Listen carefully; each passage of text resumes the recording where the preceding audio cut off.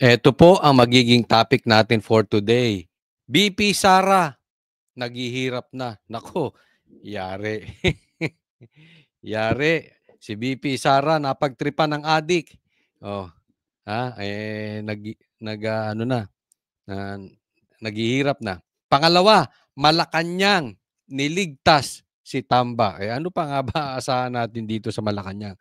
Pero i-explain ko sa inyo bakit kailangan iligtas to si Tamba. Pangatlo, Cheese aarestuhin. Isipin nyo, si Cheese aarestuhin, si Tamba ligtas. Wow! Pang-apat, Tulfo, todo sip-sip sa adik. Lumabas ang totoong kulay ng Tulfo.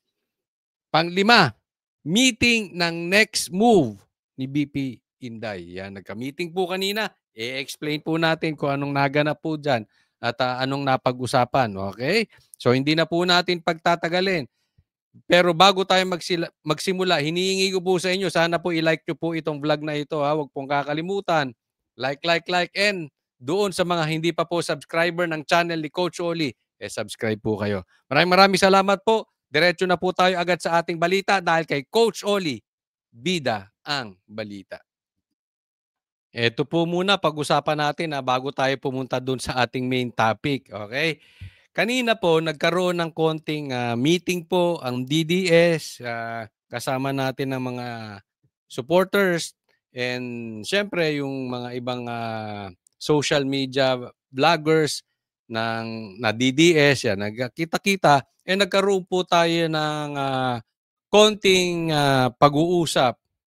Konti lang naman kay BP Sara.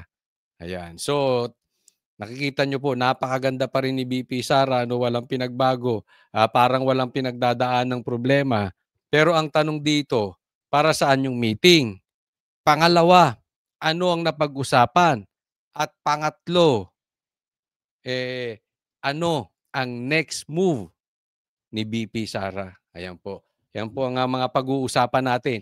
Pero abangan nyo po, sa dulo po, isisiwalat natin ano ang next plan ng DDS. Okay? So, wag po kayong aalis. Diyan lang po kayo. Ito po, pakita ko lang po sa inyo. Nagregalo po. May matinding regalo po sa amin si BP Sara. Maraming salamat po. Ito po yun. Ito po yung natanggap nating Christmas gift galing kay BP Sara. Maraming salamat po. Advance to. Okay? Ito po yan. Makikita nyo naman dyan. May libro, may t-shirt, may mug, at merong number 21. Nakikita nyo yan? Yan ang matindi. Okay? Kasi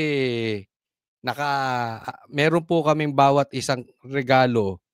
Lahat po hindi nakabalot. Lahat yan kita ng iba. Lahat po yan pare-parehas. Diyan lang po kami nagkaiba-iba. Dito sa regalong nakabalot na yan. At ang sa akin po ay number 21. Okay? So bago po tatanungin ko kayo. Okay? Sa tingin ninyo, ano yung mahiwagang regalo ni BP Sara kay Coach Oli? O yan. Sige, ilagay nyo po sa comment section. Ano sa tingin nyo yan? Yan naman, makikita nyo naman parang pahabas siya na mas mataas ng konti doon sa tasa. Ayan. So, ano sa tingin ninyo yan? Sige, lagay nyo dyan sa comment section, Ayan. Oo, yan talagang regalo ng Office of the Vice President kay Coach Oli. Okay? Mamaya po, i-reveal po natin kung ano yung regalo sa atin ni BP Sara. Kaya nga po, mas maganda ilagay nyo na ngayon para tingnan natin sa bandang uli kung tumama kayo ng hula. Okay? Sige, next tayo. Simulan na po natin ang ating balita. Ito, good news o bad news? Kayo tingnan natin. Papakasuhan na si Martin Tambalos Los Romualdez ni Bongbong Marcos. Good news, bad news? Pag-usapan natin. Nakasuhan na si Romualdez.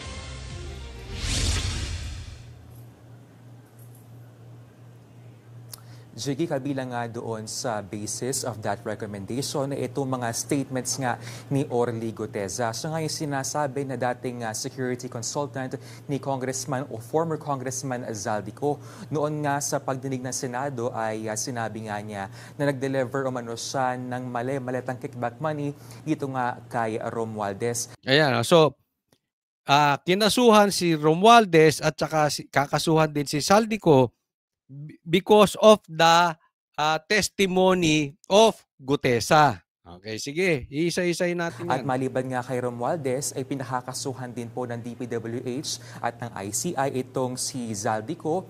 ICI and DPWH ang nagpapakaso, okay? At kabilang nga doon nga sa kanilang mga sinabit kanina dito po sa Office of the Ombudsman ay itong higit 100 bilyong pisong halaga ng kontrata from 2016 to 2025 nitong talagang kasama pa. Buwisit! Talagang sinama pa from 2016 to 2025. Kailangan yung paglubog ng adik na si Bongbong Marcos o kung lulubog man ng kanyang administrasyon, kailangan idamay pa Duterte, pambira talaga, halatang halata. West at High Tone Construction na pareho pong iniuugnay kay Ko. Narito po ang pahayag ng DPWH at ng ICI. Speaker Martin Romualdez, siya ang naging speaker from 2022 to 2025.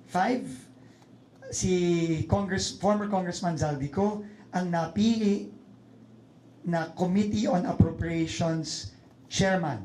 Dun sa relationship na yon, no, nangyari itong mga iba't ibang kontratang ito. Hindi pwedeng maghugas kamay ang mga public officials. Bakit? Walang pumilit sa kanila. Kaya tanggapin nila yung obligasyon. Tanggapin nila na kailangan silang sumunod sa mga batas. Tatandaan nyo po parang lumabas ay napilitan lang po kasuhan si Tambi. Kasi yung unang labas ng investigasyon, walang kaso si Tambi. Before, let me remind you, before INC rally at saka yung rally dyan sa People Power Monument, walang kaso. Hindi kasama sa pinag-uusapan, remember? Si Bongbong Marcos ang sabi nga niya, wala pa siyang nakikita patungkol kay Tambaluslos as of now. Pero napilitan sila kasi sinisilip Hindi po pwedeng si Zaldico lang ang kakasuhan. Dapat kasama si Tambaluslos. Ngayon, no choice sila para lang masabi, may masabi lang na ginagawa ng pamahalaan ng tama ang investigasyon. So kailangan na nilang idamay si Tambiloslos. Bago nga isubmit itong recommendation ng ICI at ng DPWH dito po sa Office of the Ombudsman ay naglabas nga itong si President Bongbong Marcos na video statement kaugnay po doon sa possibility na makasuhan nga itong kanyang pinsan. Narito po ang pahayag ng Pangulo. Ito ay tungkol sa mga impormasyon ng dating Speaker Martin Romualdez at saka ni Zaldico. Pag nakita lahat ng ebidensya, baka mag-file ng kaso ng plunder o anti-graft. Baka lang for Bongbong Marcos. O indirect bribery. Malakas naman ang loob natin na yung ombudsman, ang ginagawa lamang ay sumusunod sa ebidensya. JC, Alam nyo, kung ako tatanungin, palabas lang nila ito. Pautot. Kunwari, pinapasa na sa ombudsman, pero yung ombudsman, hindi yan gagalawin si Tambi. Hindi nila kayang galawin yan. Kasi, pag talagang ginipit to si Tambi, isisiwalat niya to si Bongbong. That's for sure. Kasi hindi naman po pwedeng ang nagmanipulate lang yan. Ang arkitekto lang ng pagnanakaw. Hindi naman pwedeng ang mastermind si Tambi Alam niya ni Bongbong Marcos, yan nga ang sinabi ni Zaldico, di ba? Ang pagkakaiba lang, ayaw nilang tanggapin yung testimony ni Zaldico kasi hindi siya under oath. Ang tinanggap lang nila yung kay Gutesa. Pero remember, yung salaysay ni Gutesa ay sinabi niya nag-deliver din siya sa Malacanang. O hindi lang nga niya naidikit na ang tumanggap noon ay si Bongbong Marcos, pero nag-deliver din siya sa Malacanang. Kaya nga kine-question din na peke daw yung salaysay niya kasi yung notaryo hindi totoo. Pero hindi na kailangan yung notaryo dahil nag-under oath siya. Pinapalusutan ngayon ng issue. Naiintindihan niyo yung connection ng dahil doon, kailangan pauwiin muna dito si Saldico. So alam naman natin anong mangyayari pag pinauwi dito. So anong sitwasyon meron tayo ngayon? May lalagyan ng warrant of arrest si Saldico. Pero itagaan nyo sa bato, hindi nila ipa-aresto si Tambi. Kahit nandito, ang sabi ni Tambi, hindi siya aalis ng bansa. Ang sabi niya, nandito lang siya sa NCR. Hindi siya magtatago. Di umano, yan ang sabi ng kampo niya. So in short, haharapin niya dahil malinis ang kanyang konsensya. Pero ang kaya lang ipa-aresto ni Bongbong Marcos ay yung nasa ibang bansa. Pero yung nandito, hindi niya kayang ipa-aresto yan. Pwede yung mga bubuit. Kaya niyang pilipitin ng leeg eh. Pero si Tambi, ligtas yan. Protektado ng Malacanang yan. Hindi. Ang takot lang ni Bongbong Marcos dahil magsasalita yan si Kaya malakas din ang loob nitong si Tambaloslos kasi alam possibly meron na silang agreement ni Bongbong Marcos. And with or without agreement, may hawak siyang alas kay Bongbong Marcos. Kaya hindi niya kakayanin niya. So, etong sinasabi nila na ipapa-aresto, may warrant of arrest, hanggang kay Saldico lang yan. Hindi na po yan naakyat. Yan na po ang pinakamataas niyan si Saldico. Or yung mga senador na kaalyado ng Duterte. Or yung mga senador, kung hindi man directly kaalyado ng mga Duterte, yung mga hindi nila kayang pilipitin ng leeg para maging sunod-sunurang katulad ni Tuta Soto, ni Pinky Lacson, ni Boying Rimulya, at kung sino-sino pang mga tuta niya na katulad nila Claire. Ganun ang kalalabasan niyan. Musunod sa ebidensya. JC, yung ba mga binunyag ni Zaldico nitong mga nakaraang araw ay may bigat o sa rekomendasyong ginawa ng ICI dito sa pagsasampa ng kaso?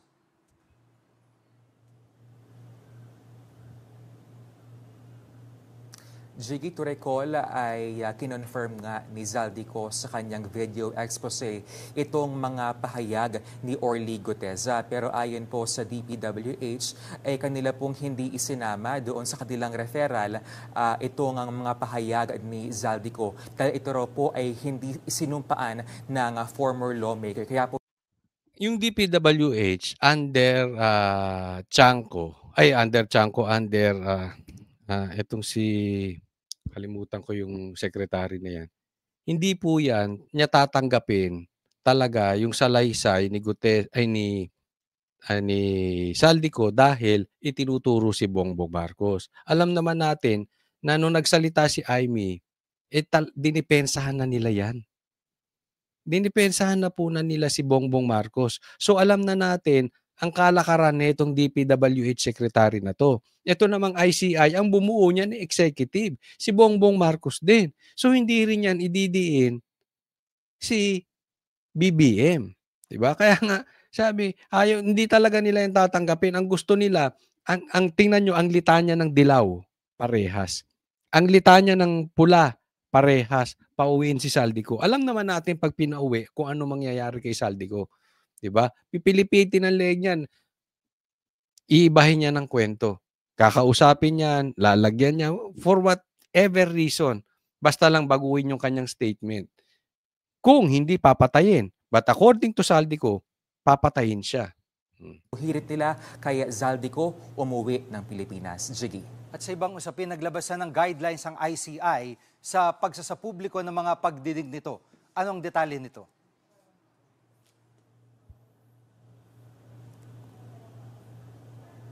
Yes, Jiggy, simula nga next week ay ila-livestream na ng ICI ang mga pagdinig po nito. Ito raw po ay mapapanood sa Facebook at sa YouTube at lahat po ay papalabas maliban na lamang kung hilingin ng resource person na magkaroon ng executive o close. Yan, maganda ito ha.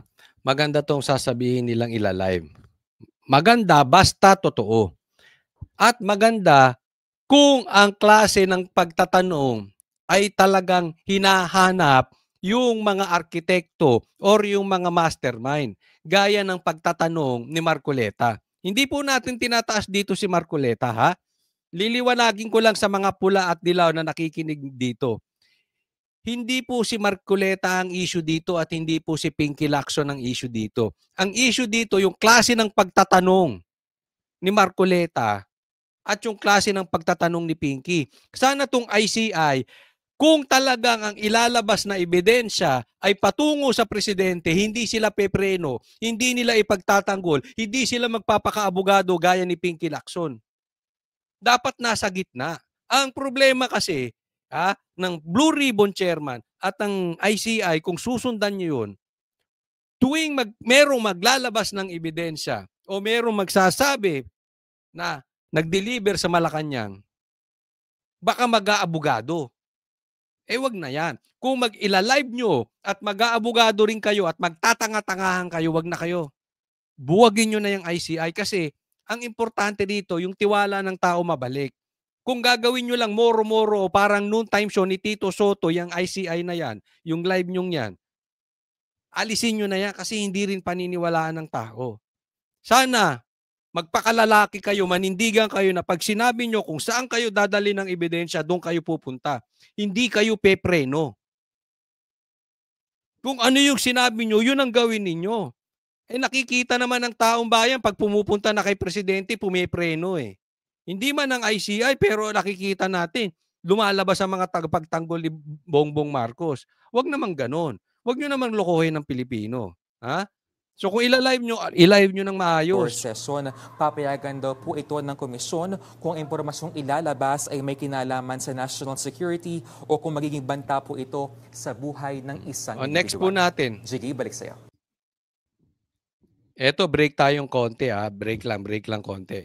Daanan lang natin bahagya itong binanggit ni Montulfo patungkol sa mga Duterte. Okay?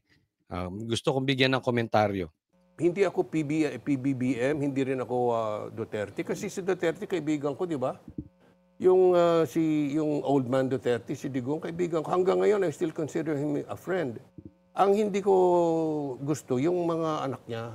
Nako, sabihin mo, ang nakita ko yung post ni Doc Lorraine at na-discuss ko rito. Siguro napanood nyo yan, no? Pero doon sa mga bago sa channel ko, may nilabas si Doc Lorraine, na patungkol dito kay hindi raw to napagbigyan. Pagka nasa labas ng ibang bansa ay gusto nga pupuntahan ni PRRD yung kung meron siyang event.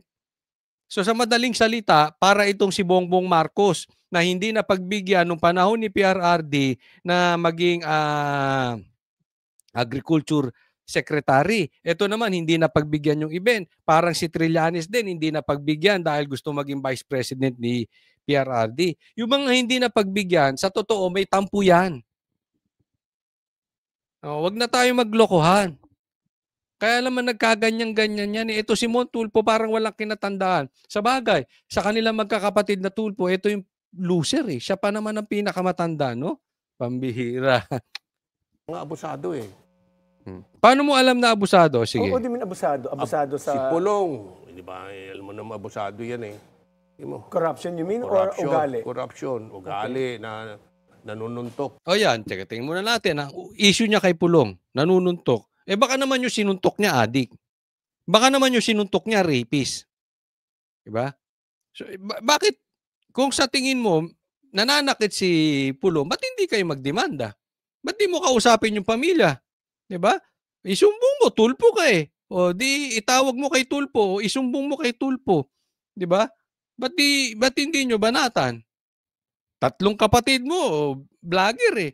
'Di ba? Meron pa silang isumbong, 'Di ba?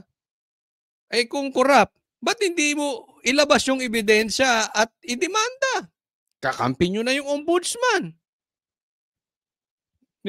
Ito halata, kunwari lang, gusto pa rin si PRRD. Ayaw lang yung mga anak. Kunwari lang ito eh. May topak talaga ito. Pwede mo magtutukan mo ng kutsilyo yung yung si Sara na may kapansanan sa pag-iisip. Nako, sino kaya sa inyo ni BP Sara may kapansanan sa isip? Alam nyo, ilang beses na namin na-meet si BP Sara. Ha? Bagamat hindi namin siya nakakasamang matagal, hindi po eh. Hindi, malabong may tama sa isip. Eto na lang. Tingnan ninyong mabuti. Observe nyo yung mga ginagawa ni BP Sara at observe nyo itong ginagawa ni Montulfo. Sino sa tingin ninyo ang may tama sa isip? Hindi, si BP Sara, apakaganda naman nun para may tama sa isip. No? Wala naman sa ganda yung baka sabihin nasa ganda. Hindi. Nakikita mo na ibig sabihin nakakapag-ayos pa, maganda ang desisyon sa buhay, maganda ang disposisyon sa buhay, hindi siya parang chismoso dito, di ba? Ito puro chismis lang ang ginawa nito. Kaya nga nabugbog to ni di ba? Nabugbog to ni Claudine. Baka mamaya mabugbog ka rin ni BP Sara. Nanununtok din yan, sabi mo di ba?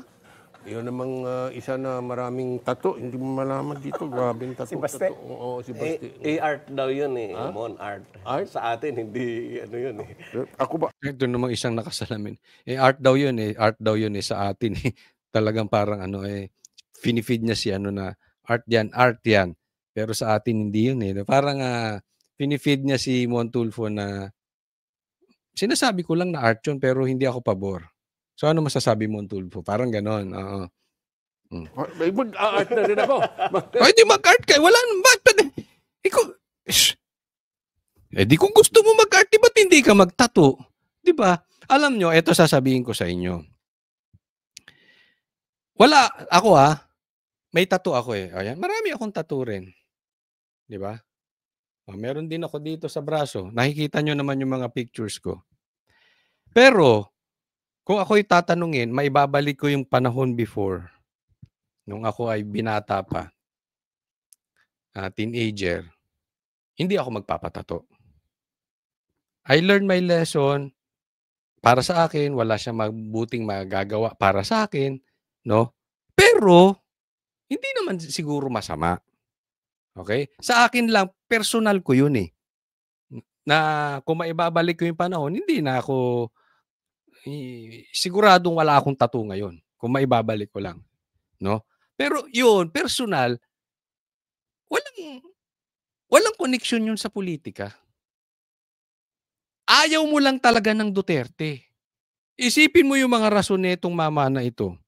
Si BP Sara, may tama sa isip. Totoo ba? Hindi. Alam natin, hindi. Pangalawang problema niya, tattoo. Tawanan pa yung mga kasama niyang mga isa. Hindi ko alam kung mga sip-sip din yung mga yan Art daw yun, art. Di magpapatato. Wala nang problema. Bakit di ka magpatato? Wala nang pumipigil sa'yo. Di magpatato ka. Anong issue mo doon? Ayaw mo ang isang tao dahil may tato? Tingnan nyo kung gaano kababaw ang isip nitong mga to. Diba? Ako, ayaw ko nang may tato ako. Pero hindi ko para ayawan ng isang politiko dahil may tato. Sobrang babaw naman ata, no? Di ba? Parang sobrang babaw. Parang, yung sinasabi mo, hindi ba ikaw ang may tama sa isip, hindi si BP Sara? Ngayon, yung problema niya kay Pulong, bakit hindi mo i-demanda? That is criminal kung nanunutok siya, di ba? Threat yan. Hindi mo kasi alam yung konteksto. Yeah. Malay mo siya naman ang tinakot, di natin alam. Ikaw, halimbawa ikaw, binugbog ka lang, nagpabugbog ka lang Di ba? Okay, next po tayo. Ito, pag-usapan po natin, itong si Chis Escudero ay aarestuhin. Kasunod ng ethics complaint na kanyang inihain sa Senado laban kay dating Senate President Chis Escudero, sa Office of the Ombudsman naman tumungo ang private lawyer na si Marvin Aceron para naman magsampa ng criminal complaints laban sa senador. Kaugnay daw ito sa higit 352 million pesos na halaga ng umano'y questionableng transaksyon noong gobernador ng Sorsogon si Escudero taong 2019 hanggang 2022. Isipin mo 2019 ang sinisilip. Nagkabaha-baha ngayon sa Cebu. ang sinisilip nila yung nangyari noong 2019 to 2022 na wala namang koneksyon sa nakawang nangyayari ngayon. Alam mo, may nakausap ako kanina, hindi ko na lang babanggitin kung sino siya, isang kilalang vlogger, taga Cebu. Taga Cebu siya. Tinanong ko, kamusta kayo dyan? Naku, ang dami pa raw may sakit dahil nung baho pa raw doon sa lugar nila, dahil doon sa mga namatay. Yung nangyari daw sa lindol, wala pa daw yun compared doon sa nangyari doon sa baha. Sabi ko, ang sinisisi nila dyan ay ang Duterte administration. Sabi niya, ang tanong ko sa'yo, may baha ba nung panahon dyan, nung panahon ni PRRD? Alam mo sagot, never pang nagkabaha dun sa lugar na yon. Never pa. That was the first time. Doon pa lang, hindi mo kailangan maging abogado. Yung hindi ka lang tanga, alam mo na ang problema natin ngayon, bakit may nalulunod sa baha, ay dahil yung administrasyon ngayon. Yung mga speaker ngayon. Yung presidente ngayon. Yung mga congressman ngayon. Yung mga senador ngayon. Ang problema nandoon. Bakit sinisilip nyo yung 2019 to 2022 at yan ang inireklamo nyo sa ombudsman patungkol kay Chis Escudero? Ang gago rin no? Ang gago. Alam nyo kung bakit? Easy target si Chis Una, sikat na senador. Pangalawa, maraming galit kay Chis dahil ang tingin nila kinampihan si BP Sara. Dahil hindi pinatuloy yung impeachment. Na kung tutuusin, tama ang desisyon dahil unconstitutional yun. Illegal po yung impeachment na yun. Hindi naaayon sa batas. At hindi po ako nagsabi niyan. Supreme Court. So, yung ginawa ni Chis Escudero ay tama lang. Naaayon sa batas. Hindi rin siya nagsabi nun. Supreme Court din nagsabi nun. Pero itong pinakahigit, bakit tinatarget si Chis? Dahil sikat at sikat yung asawa. Tatandaan po natin, dalawa ang taktika ng gobyerno ni Bongbong Marcos para mawala itong usapin patungkol sa mastermind. Dalawa po. Una, diversion. Magandang diversion si Chis. Kasi hindi lang iingay doon sa mahilig sa politika. Iingay ito sa buong Pilipinas dahil yung asawa sikat. Yung asawa maganda. Yung asawa modelo. Yung asawa artista. Diversion. At habang dinadivert mo yan, madidelay. Ititinan nyo, di ba? Anong issue niya? 2019 to 2022. Halatang halata, doon pa lang yun ang reklamo. Hindi mo isinama yung 2025. Bakit? Kasi pag pumalag si Chis Escudero patungkol sa 2025, babalik na naman kay Tambi. At for sure, pupunta kay Bongbong Marcos. So anong issue niya? Hanggang 2019. Base raw ito sa 2021 report ng Commission on Audit. Tingnan mo. Sa panahon ni PRRD, yan ang gustong palabasin itong mamanto. Ito inumpisahan kong aralin pagkatapos kong i-file ang ethics case sa Senate. Inaaral mo pa yan, attorney? At napansin ko, parang mayroong pattern of corruption. Parang. Itong dating gobernador ng Sorsogon. At nakita ko doon, documented at least 9 cases ang pwedeng i-file kay Senator Escudero nung gobernador siya. Kita mo, ang issue niya, gobernador siya. Issue. Dati yun. Yun ang gusto niyang palabasin. At inaral niya yan, 9 cases. Tanong ko sa'yo, Brad. Tanong ko na lang sa taong bayan. Kayo, alam nyo naman, di mo naman kailangan maging abogadong magaling. Kung sa tingin ninyo may maling nangyayari o may lagayang nangyayari o merong manipulasyon na nangyayari o merong diversion na nangyayari. Tanong ko sa inyo, Bakit hindi niya rin pinag-aralan yung testimony ni Saldico? Aralin mo. Kasi makikita mo talaga doon, meron talagang insertion ng 100 billion. Doon pa lang, as simple as that eh. Aralin mo na rin. Bakit for a longest time, hindi binaha yung area doon ng Cebu? First time nangyari. Ngayong panahon lang ni Bongbong Marcos. Bakit hindi mo rin aralin na yung sinabi ni Gutesa na ang nagdi-deliver siya ng pera sa bahay ni Romualdez sa Forbes Park? Ang nakita mo yung 2019. Wow. Hindi halata. Hindi halata. Ito mga bata ni Bongbong Marcos, ang dami mo ng ano ha? Ang dami mong protector ha?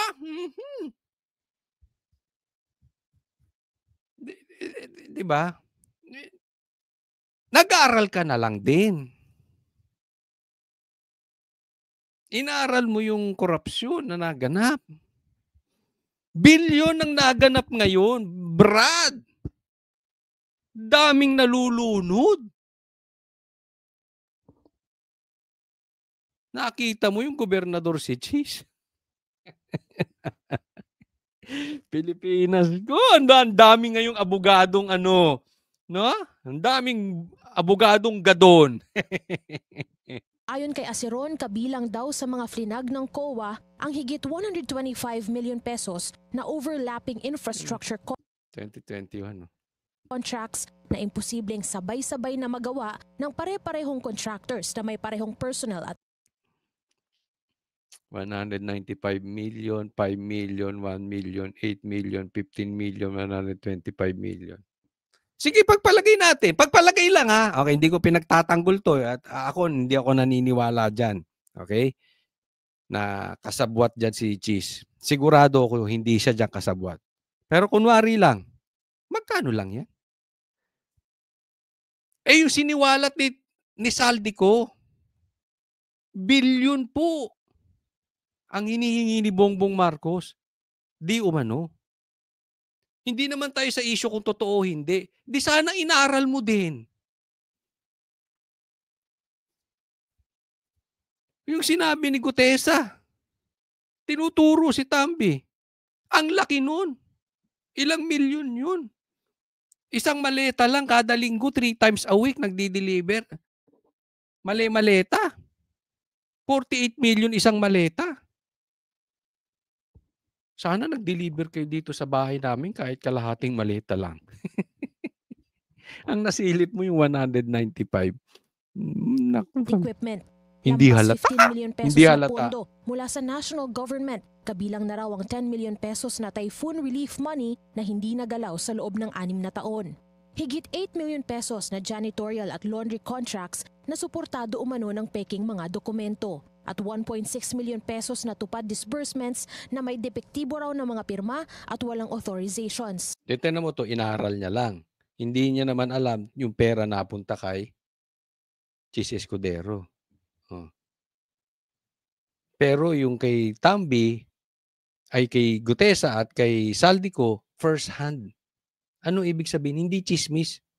Hindi lang nila inaral. Hindi lang naikwento sa kanila. Hindi lang nila sinilip sa record, sila mismo nag-deliver. Matindi po yun. Sila mismo. Ito hearsay.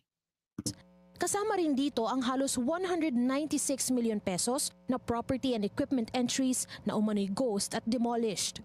Sabit sa mga inireklamo ang ilan pang opisyal ng Sorsogon Provincial Government.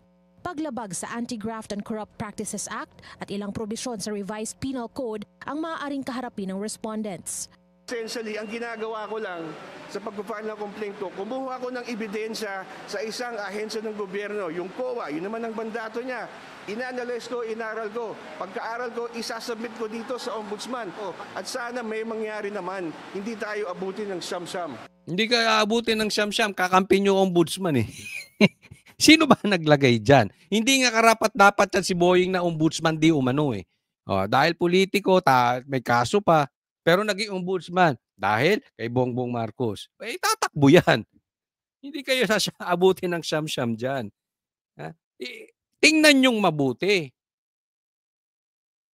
Marami raw maaaresto. Pustahan tayo. Hindi ipaparesto si Tambaluslos. Ang maaaresto pa yung iba. Di dyan pa lang lantarang lokohan na ginagawa ng gobyernong ito. Di dyan pa lang lantarang pura tuta na ang mga nakapaligid kay Bongbong Marcos. Diyan pa lang lantaran na maraming sumisipsip kay Bongbong Marcos. Noong nakaraang buwan, naghain din ng abogado ng ethics complaint laban kay Escudero.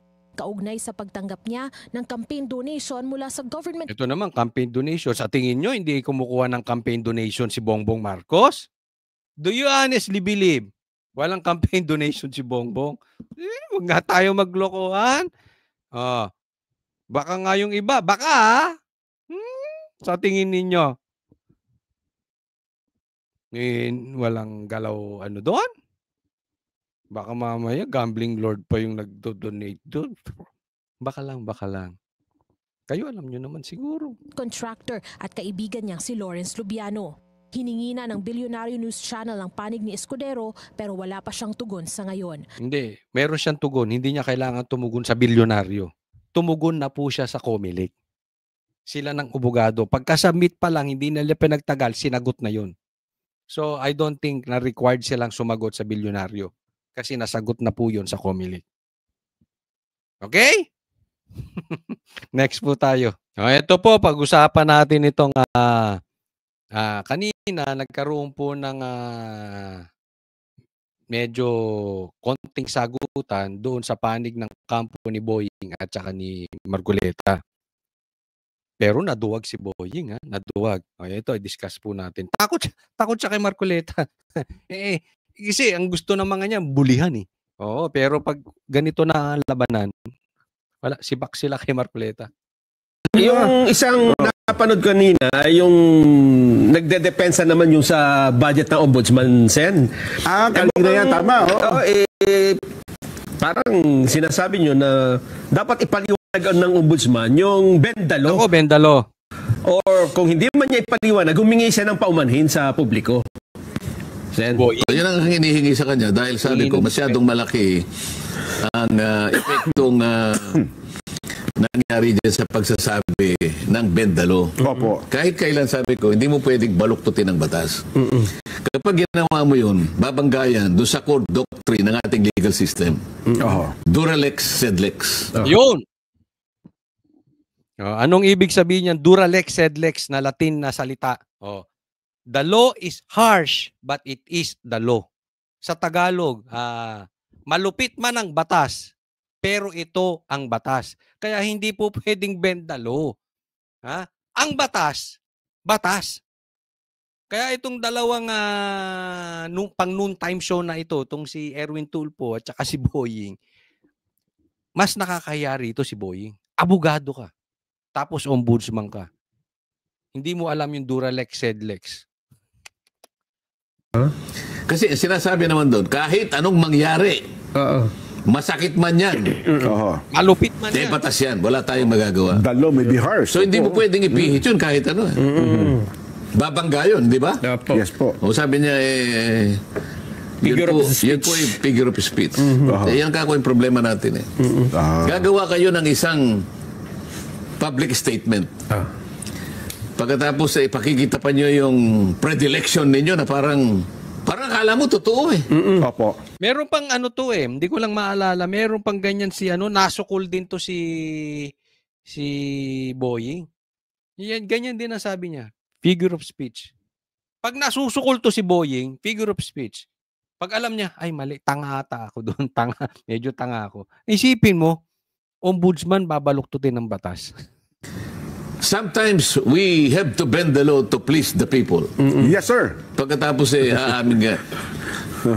Ilan ang nailigaw mo doon? Ilan ang naapektuhan doon? Buong akala nila pwedeng baluktutin ang batas. Pwede ba ka kung dito lang aminin mo na nagkamali ka? Gusto ko ikaw ang magsalita. Kaya nga nag-move ako. Sabi ko, Mr. President, kahit sa bahaging ito lang, pwede bang magsalita? Pwede bang isuspend natin ang rules natin? Rules ng, para makapagsalita ang ombudsman. Gusto ko mula sa kanyang bibig. Sabihin niya na nagkamali sa Yan, alam mo, ito, hindi ko na ipi-play yung, kasi mahaba yung diskusyon. Paulit-ulit si Marcoleta.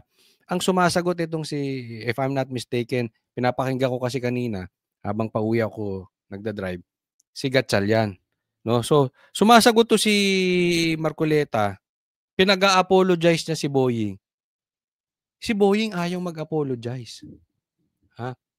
Ang panay ng sagot si Gatchalian. Diyan pa lang makikita mo na, hindi talaga walang humility itong mama na ito. Siguro, nature na ng Rimulya yon. Naalala natin na meron ding binanggit na masama si na doon sa mga abangers, no, na sinabi na abangers na walang pasok, maraming na-offend. Pero itong si John Vic hindi nag-apologize. Tapos to si Boying, ayaw rin mag-apologize kahit mali na siya. Pati yung pangingidnap kay PRRD, ayaw din nila mag-apologize. So siguro nature nila, mataas kami. Ombudsman ako, bakit ako mag-apologize? Pero takot naman. Ang sagot si Gatchalian. Sa katunayan, yung dulo nito, pinagtanggol pa siya ni Risa. Hindi na siya pinagsalita. Sabi, nag-uusap tayo patungkol sa budget eh.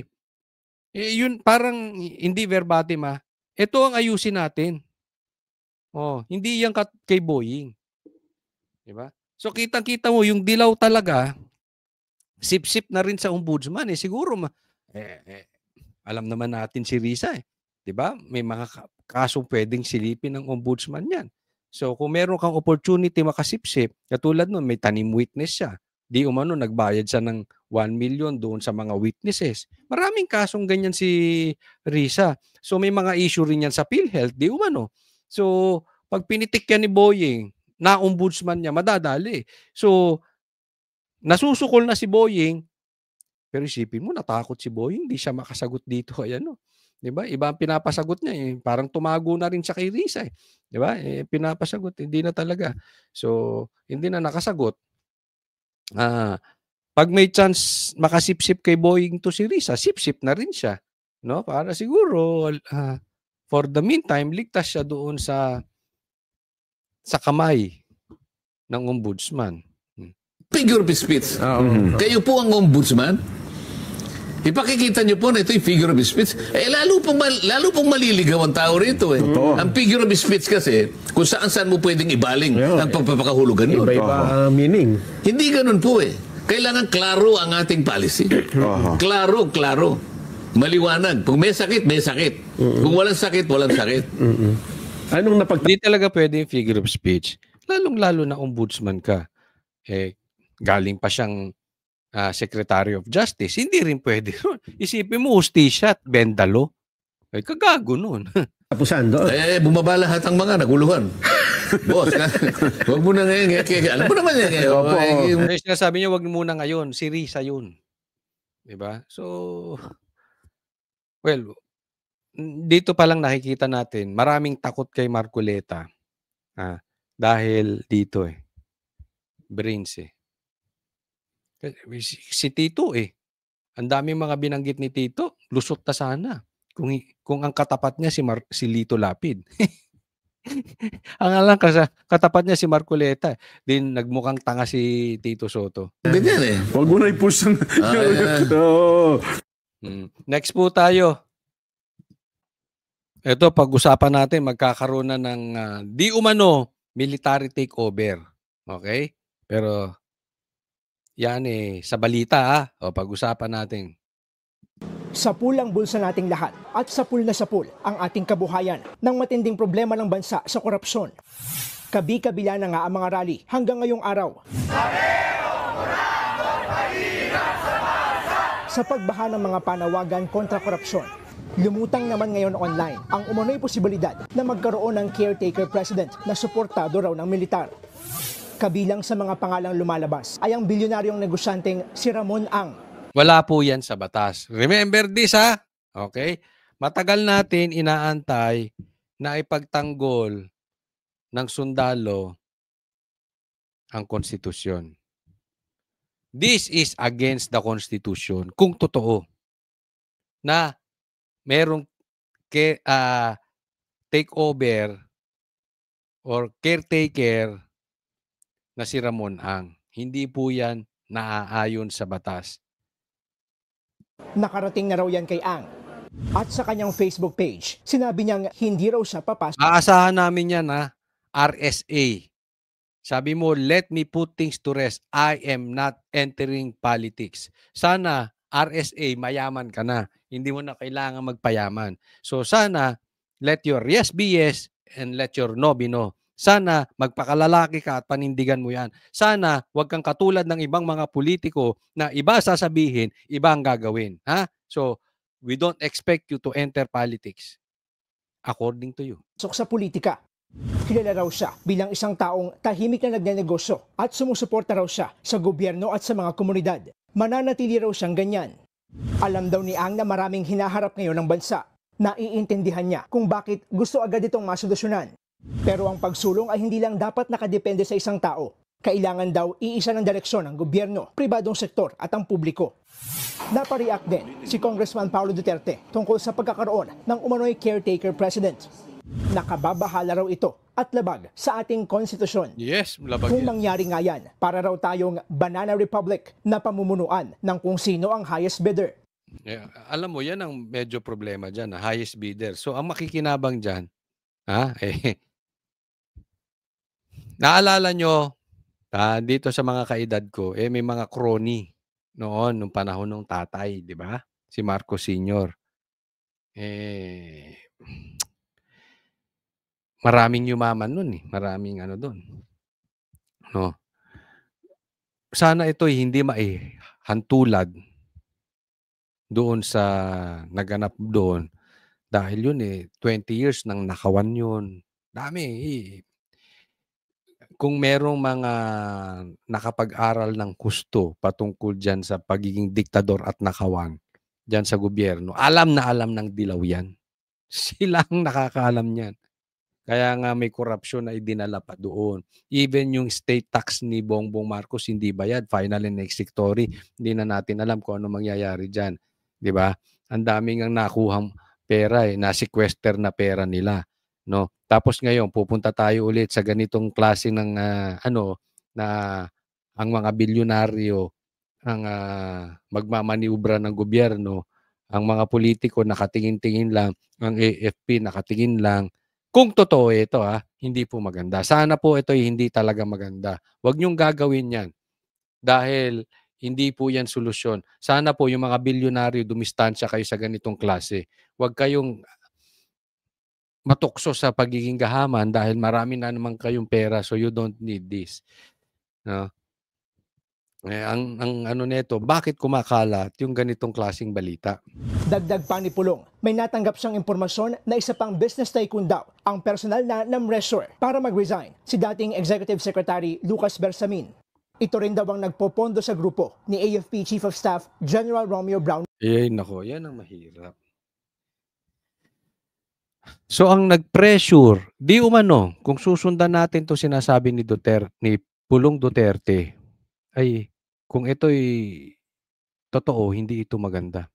Ang nag-pressure ay business tycoon, umalis si Bersamin. So sa madaling salita,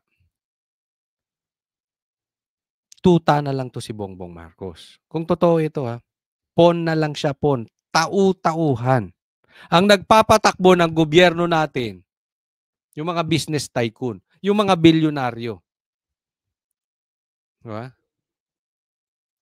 Hindi to talaga maganda. At ang pumupondo sa AFP chief na si Browner, yung grupo ni Browner.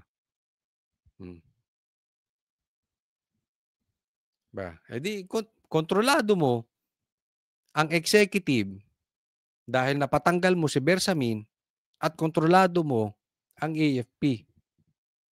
Dahil ikaw ang pumupunto dyan. This is very, very, very dangerous sa bansang Pilipinas. Lulubog talaga tayo dito. Asahan ninyo, pag lumubog ng tuluyan ang bansang Pilipinas at iilan lang ang mayayaman, yung mga business tycoon, asahan ninyo, totoo itong sinabi ni Pulong. Kasi ganyan na pong pupuntunguhan yan. They will prioritize yung mga business tycoon. Di bali na makawawa yung mga mahihirap. Ha? Sana lang mali si Pulong Duterte. Kasi nakakaawa po tayo.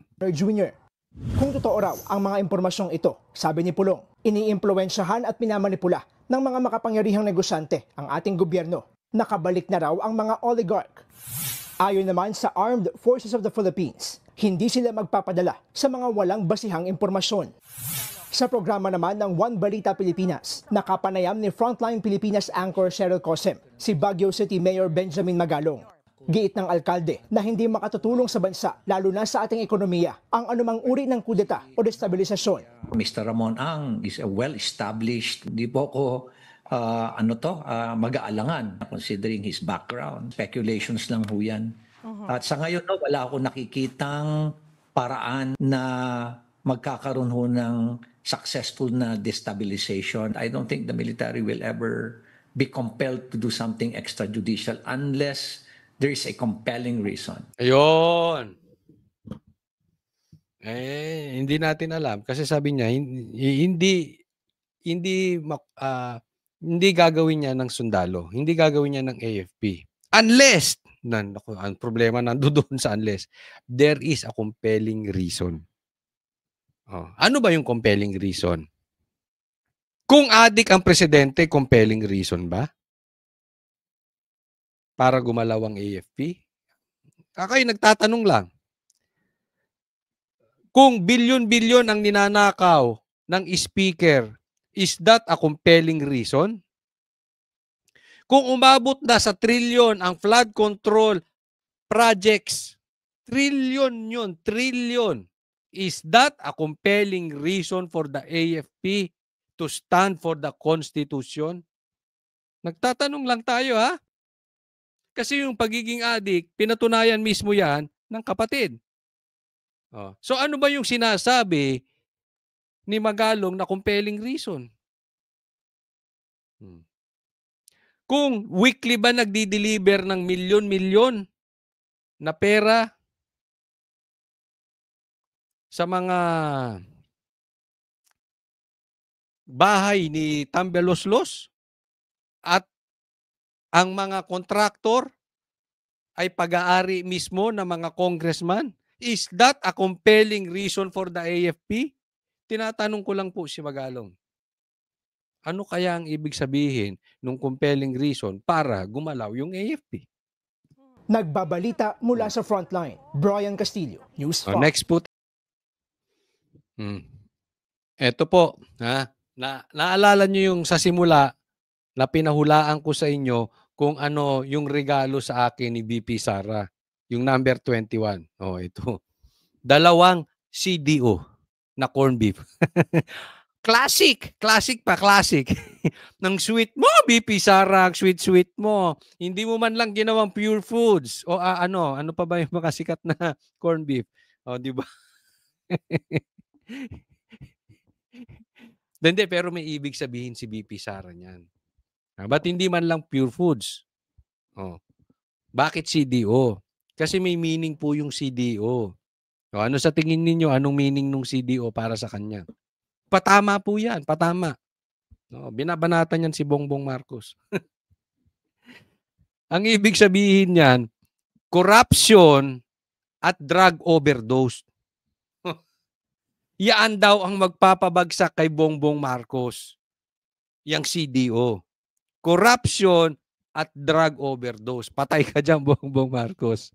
Pero VP Sara, ba't hindi mo man lang ginawang 3 para medyo sweet ang dating? Alam mo pag 3, di ba? May meaning.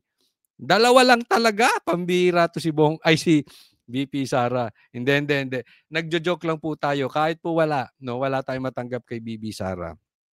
Kasi we are proud na to serve the country. We are proud to serve the taong bayan. Hindi katulad dun sa kabila. Alam naman natin, sila mismo umaamin, malaking pera natatanggap nila. Pero, wala naman silang pananindigan. Wala silang karakter. Wala naman silang pinagpapalit nila yung kanilang paninindigan na doon sa kanilang personalidad, yung kanilang sarili sa mali, kapalit ng pera. Dito po, kahit wala, 2 corned beef nga lang. Diba? Bakit po tayo nakakapagbiro ng ganito? Honestly, we are proud. No, we are proud to say na wala po kaming natanggap kay VP Sara kahit 5. Yan, pinakita namin 2 corned beef. Diba? So, tuloy po ang laban. Because what we are fighting for is not VP Sara. What we are fighting for is yung pinaglalaban ni VP Sara. Ako naman, I'm being very honest dito sa channel ko. Ano bang nagustuhan ko sa Duterte? Laban sa droga at laban sa komunista, dyan sa mga NPA na yan. Magpakita ka sa akin kahit dilawan, kahit pulahan, kahit sobrang sip-sip kay Bongbong Marcos, kahit sobrang sip-sip sa mga dilaw. Basta tunay na lalabanan ng droga. Yung tunay, galit talaga sa droga. Yung parang laban ni PRRD, malinis ang kalsada dahil laban sa droga. At talagang lalabanan ng komunista, rebelde, NPA. Okay ako dyan. So what we are fighting for is not Duterte. It's the fight of Duterte that we are fighting for. Ayan. So Merry Christmas sa inyo. Yan lang. Yan ang may balita ko doon. Medyo malaki ang doon. Bigayan doon sa kabila. Inaamin naman ng mga ibang vlogger napanood nyo naman kay Banat Bay, may mga umamin pa rin. Diba? So, okay lang yan. Ngayon po, kanina nabanggit ko sa inyo, ano ba ang plano ni VP Sara? Ano bang napag-usapan na plano ni VP Sara? Bakit pinatawag niya yung mga vloggers, yung mga DDS supporters? Ano ba ang plano ni VP Sara? Anong sabi ni VP Sara? Wala. Wala po. Maliwanag po, wala. Anong ibig sabihin wala siyang pakialam sa taong bayan? Hindi po. Gusto ni VP Sara na kung may mangyayari, organic po. Hindi yung pinagplanuhan namin, hindi yung gagawa kami ng illegal, yung pipilitin namin, maninira kami ng tao, hindi. Kasi kung talagang yaan ay ukol, yaan ay bubukol. Organic. No? So wala tayong kailangan gawin. Celebrate lang. Konting chika-chikahan ng mga DDS vloggers. Yun na yun. So, I'm proud to say that organic at wala pong doon. Sabihin, ay, nako, sasabihin na naman, yan, Banateros, bayad. Ako, nabayaran na naman. Hindi lang po ako nagsasabi nito. Even yung mga DDS vloggers, even yung mga vloggers sa kabila, alam nila walang pera dito sa Duterte. Alam nila yun. Kaya nga yung ibang Duterte vloggers, lumipat doon. Hindi nyo napansin. Yung iba, pero yung mga matitino, natira. Pero syempre, hindi nila sasabihin yun. Pero deep inside them, kung meron kayong ka-close, tanungin nyo sila seryoso. Alam nila walang bigayang nagaganap dito sa Duterte. So, congratulations. Merry Christmas sa iyo, VP Sara. Merry Christmas sa inyong lahat. Maraming salamat po sa mga nanood. God bless everyone. Sana po wag niyong kakalimutan, i-like po itong video na ito. And sana dun sa mga hindi ko pa po subscriber, mag-subscribe po kayo. Good night. Good morning. Good afternoon.